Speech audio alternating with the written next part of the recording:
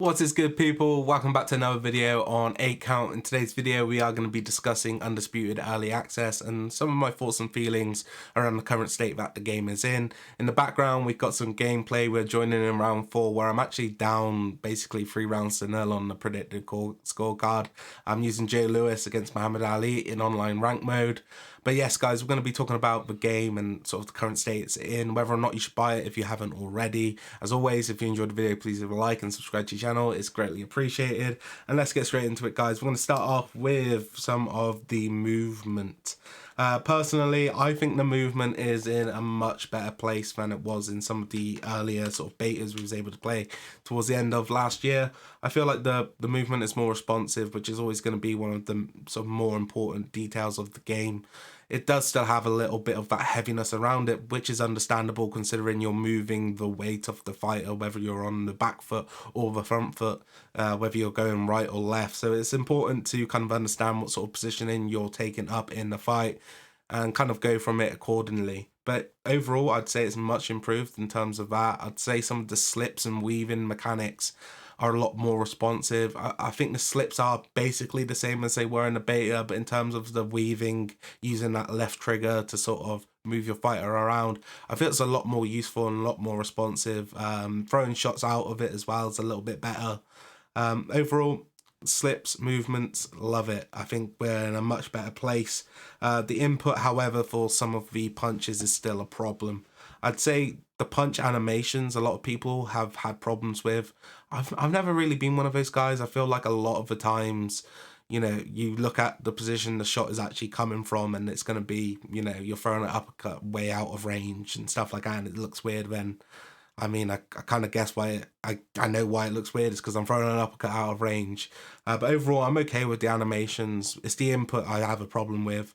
In terms of using the analog stick, it's always going to be a best friend in terms of throwing punches if you can get used to it. Personally, I just have a headache getting used to using the analog stick for throwing punches. Personally, I want to use the buttons, but right now the buttons still have a bit more delay than the analog stick. They are much improved, however, from the beta where they were significantly slower and less responsive.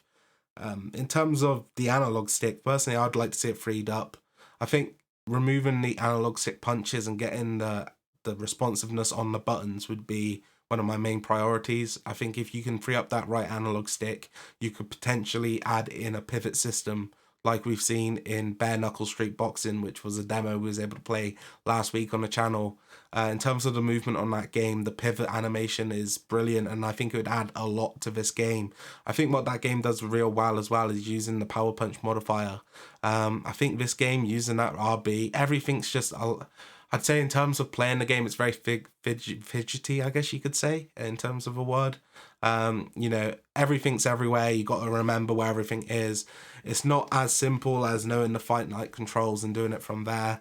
Personally, I would like to free up the right stick and the right bumper. If you do that, then you've got 2 extra sort of controls for things. And you know, you can move things around, and I think it'd be easier for the game, especially if they could use that power punch modifier like they do in bare knuckle street boxing. It'd probably be a massive help for the game as well. In terms of the speed, it's been, I would probably say the speed has been turned up a couple of notches, especially from the first beta using Ettore Gatti and Mickey Ward. The second beta using Roy Jones Jr., it was a lot quicker because we've all using Roy. But this one, I would say, feels even faster, and maybe that's because, you know, I'm still thinking about the Mickey Ward or Toragatti and looking at the fighters we were using the likes of Nigel Bennett in the second one, not necessarily the quickest fighters, and now we have access to a roster of over 50 fighters with unique skills and some with absolutely blistering speed. But I would say the game feels as quick as it has ever felt, and probably the fastest it's ever been, especially if you're on the inside throwing combination and you start trading with your opponent, going hook for hook. It can get a little bit spammy with people online. Yeah, super quick. One of the main things I feel that this game has done incredibly well is kind of focus around the fighters. For a fighting game, the fighter's always going to be the heartbeat of the game, and what they've done really well is be able to make fighters feel unique. I'd say the vast majority of fighters feel unique to themselves. Of course, there are some things I'd like to see differently, like Ryan Garcia. I'd like to see him stand with a higher guard at all times, really. Because the way he fights in real life right now, his hands are kind of down by his side and just doesn't look like him. But in terms of the big dogs, you know, your Canelos, Tyson Fury, Muhammad Ali, Roy Jones Jr., they're all very, very different, and they all have sort of styles and mannerisms which they do, which are unique to them, which make them feel more true to life and ultimately more rewarding to play with them. Personally, I feel like Canelo is one of those guys in which his animations alone make you fight a different style, using that rear uppercut and left hook to, you know, create realistic combinations like you see in real life is a super rewarding thing to do in the game. Another thing that the game does incredibly well, I would say, is kind of using all real life tactics and making them viable options. You know, whether you want to be the inside fighter, the pressure fighter, the outside fighter, you know, if you just want to stand on the edge of range and really pick your opponent apart, you can do that. But you can do what you want in this game. It gives you a real sense of freedom. And personally, that's something I haven't really felt in a combat sports game in quite a while. There always seems to be a meta which builds fairly early on into games, and unless you use that meta, you're probably going to get it handed to you multiple times. But this game has done a good job, really, of allowing fighters and people to use the style that they want to use. I feel like you're encouraged to use certain styles for certain fighters, which makes sense. You know, if I'm using Sugar Ray Leonard, I shouldn't be on the inside all the time throwing hooks to the body, rear uppercuts. It doesn't make sense. You're actually going to use the things which make him special, that blistering foot speed, blistering hand speed. I think the traits in the game have been an absolute treat. The way they work, it makes some fighters hard to use, like Josh Taylor, for example. He's a fighter who has a trait in which if you throw combinations, the shots will slow down as the combination goes on. Whereas if you're using someone like Sugar Ray Leonard, as I said before, if you're using directional punches, as in using a step in jab or a step out jab, you're going to be rewarded for that because he's going to have extra speed and power on that shot.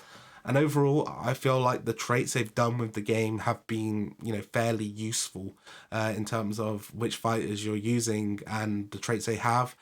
I'm okay with the ratings of the fighters. I feel like most ratings are decent. The one I'll say is an absolute shambles is Eddie Hall being higher rated than, is it George Davey, who's like 66, Eddie Hall 72.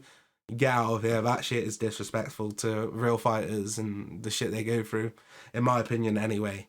In terms of the game modes, guys, this is probably the hill that may stop you from getting the game. If you're a strictly offline sort of player, the game probably isn't for you in this current build. However, I would say that the game modes they do have can be fun still. In terms of offline, you have two game modes. You have the quick fight, which allows you to use any fighters, multiple different venues, multiple round limits, and simulation settings all you want. Super fun, but the AI, in my opinion, has a problem. It's just way too aggressive. It doesn't matter who you're fighting against, they all seem to have the same style, which is come forward, go to the body, basically stand chest to chest with you, which isn't been fun for me personally. The offline game mode I really like, though, is this prize fighting. I think the game mode has a lot of potential. Kind of reminds me of the UFC Undisputed 3, where you had the moments you had to recreate, whether that be former UFC fights or Pride. I think this game, however, is missing some of the dialogue that game had. Right now we have Froch versus Groves, which isn't actually taking place in front of 80 billion people in Wembley Stadium. Can you believe it? We've got Torre Gatti versus Mickey Ward, and we also have Deontay Wilder versus Tyson Fury. These game modes basically put you into real life situations in which fights have happened. For example, the Torre Gatti one, you've just been knocked down in the last round, you've got limited health and stamina, and you've got to try and win the fight. However, what the game doesn't do a good job of is telling you what the situation is, how you're rewarded, and such. Like, for example, if you're someone who doesn't really follow the sport of boxing as regularly as, you know, someone else, you might not know what situation you're in terms of the fight. So you might not know the Gatti Ward trilogy and stuff like that, and you might not know the situation. I think they should do a better job of telling you what the fight is, what the implications around the fight are, giving people a little bit of history, because I think it would do quite well for the game and give people a bit of a backstory. Also, the game mode needs to be able to give you an ability to kind of let you know how you're scoring points. Is it just winning, knockouts, stuff like that? That's what I'd like to know anyway. We do score a pretty significant knockout in this fight, which is a bit of a weird one. I'm not too sure about. You need to let me know in the comment section down below. In terms of the online modes there, we have online quick fight, which I would recommend playing. First off, don't be an idiot like me and jump straight into online ranked and get whooped. It's not worth it. But yeah, if you want to try out some of the lower rated fighters, definitely do an online quick fight, because you're going to get handed to you if you do it in ranked. In terms of the ranked game mode, I think it's actually really fun. It definitely has its issues, especially with, you know, people lagging out of game and then being given a loss. Like, your opponent can quit out and you get the loss and stuff like that, which isn't ideal, but it still has that addicting feeling. And if you're an online gamer, this is 100% recommend buy the game, because whether you're a fan of boxing or not, just a fan of combat sports or whatever, this game just has a feeling that I just want to keep playing it. I'd recommend this game. I think at the price it's at right now, 25 quid, it's 100% must buy. Watch this knockout right here. Boom. Lead uppercut to the head of Ali, and he goes to sleep. I was like, what the fuck? And I've had a couple of those weird ones. I was playing on Twitch the other day. I got a jab knockout like that one. But I wasn't even watching the game. I was talking to someone in the stream, reading the comments, and I scored a knockout. A bit of a weird one. But anyway, guys, if you do want to come watch me on Twitch, link to that's going to be in the comments description below. Leave a comment, let me know your thoughts on the game so far, guys. Thank you for watching, and I'll see you in the next one. Peace.